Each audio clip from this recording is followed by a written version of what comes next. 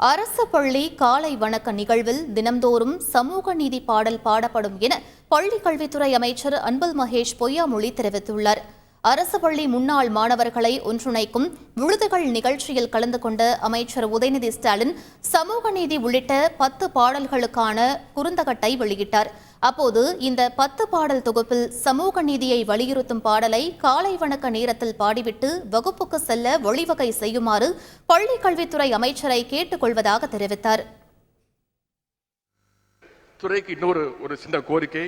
இங்கே இந்த பள்ளி மாணவர்கள் 10 பாடல்களை வெளியிட்டோம், இலச்சினை வெளியிட்டோம். இந்த பள்ளி மாணவர்கள் 2 சிறப்பான பாடல்களை பாடி காட்டினார்கள்.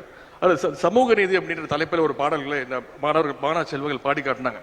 காலையில் பள்ளிக்கூடத்திற்கு வந்தோடனே இந்த அசம்பிளி நடத்தி முடிச்சுட்டு ப்ரேயர்லாம் பண்ணுவீங்க.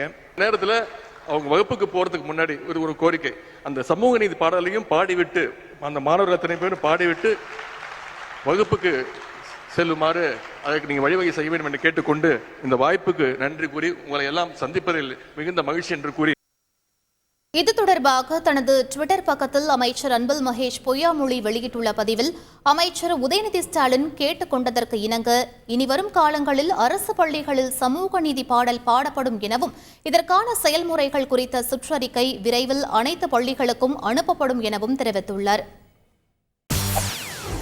செய்திகளை உடனுக்குடன் தெரிந்து கொள்ள உடனே சப்ஸ்கிரைப் பண்ணுங்க.